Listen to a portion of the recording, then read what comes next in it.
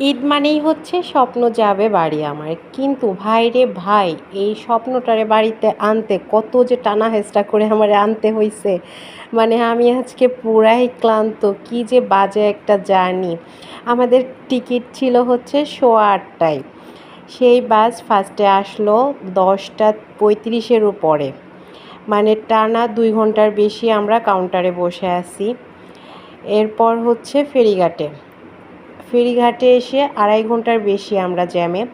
একটা সময় ছিল সারাদিন জ্যামে থাকতে হইতো, কিন্তু এখন তো আর সেই দিন নাই। তবে আজকে সারাটা রাস্তা এতটা জ্যাম, মানে বলার বাহিরে। মনে হচ্ছিল থাক, আমার স্বপ্নরে বাড়ি নিতে হবে না, আমি বাসায় ফিরে যাই। বিরক্তিকর একটা পরিবেশ। তারপর যখন আমরা ফেরিঘাটে এসে জ্যামে ছিলাম, তখন আমরা এই পদ্মা রিসোর্টে আসি।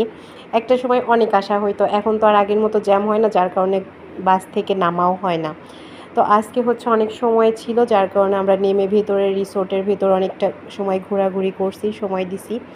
এরপর হচ্ছে বাইরে বেরোনো মানে জ্যামে থাকা মানে প্রচুর খাওয়া দাওয়া, চিপস, পপকর্ন, আইসক্রিম, ঝালমুড়ি, এইটা ওইটা ফেরিঘাটে যা হয়। আর এই যে এখানে দেখেন ফেরির 3 তলায় উঠছি, দুপুর টাইম প্রায় শেষ, অলরেডি 3টার বেশি বাজে। সবাই কি তৃপ্তি সহকারে খাচ্ছিল। আমার শুধু মনে হয় যে এই যে নদীর পানি, এটা দিয়েই হচ্ছে এই রান্না-টান্না করে। শুধু এই কথাই মনে পড়ে খাবারগুলা দেখলে। তো আমি একটু চা খেতে আসছিলাম। তখন আপনাদের ভাইয়া বলে যে, "এই যে চাটা খাচ্ছেন, এই চাটাও কিন্তু এই নদীর পানি দিয়ে করা।" কি আর করব, সকাল থেকে 1 কাপ চাও আমি খাই নাই। কিছু না হলেও আমাকে চাটা তো খেতেই হবে। তারপর 3 তলা থেকে আবার নিচে এসে বাহিরে হাওয়া খাচ্ছিলাম। সবাই অনেক বেশি টায়ার্ড হয়ে গিয়েছি, বাচ্চারাও মানে ওদেরও ক্ষুধা পেয়ে গিয়েছে। সেই সকালে ভোরে বাসা থেকে খাওয়া দাওয়া করে নিয়ে আসছি যে বাহিরের খাবার দিব না, মানে বাহির থেকে রুটি টুটি আর দিব না, বাসা থেকে ওদেরকে নাস্তা করায় নিয়ে আসছিলাম। তারপর দেখেন শ্বশুরবাড়িতে চলে আসছে, আর এখানে এসে এত সুন্দর ফ্রেশ সবজি, আমার দেখেই মনটা ভালো হয়ে গেল। বড় বড় সাইজের যে চিচিঙ্গা, ধুন্দুল, এগুলো একটু দূরে ছিল, কিন্তু মানে আমার না সবজি দেখলে এত ভালো লাগে বলে বোঝাইতে পারবো না।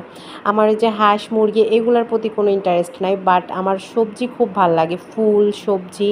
এখানে অনেক সবজি আছে, নিচে আরও লাউ আছে, মিষ্টি কুমড়া আছে। এগুলো দেখে খুবই ভালো লাগছিলো। আস্তে আস্তে অলরেডি 5টা বেজে গেছে আমাদের। তারপরে এসে খাওয়া দাওয়া করে একটু বাসার সামনে এই যে আম সবজি একটু দেখতে গেছিলাম। আমি যখন বাসায় ঢুকি তখনই ভাবছি যে আমি বাসায় যে ফ্রেশ হয়ে একটু এখানে আসবো।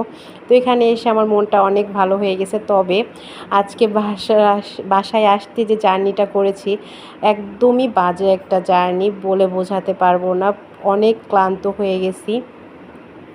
তারপরেও সুখটা কোথায় জানেন? এত কষ্ট করে আসার পরে আপন মানুষদেরকে কাছে পেয়েছি, কাছে পাবো, এটার মধ্যেই সুখ।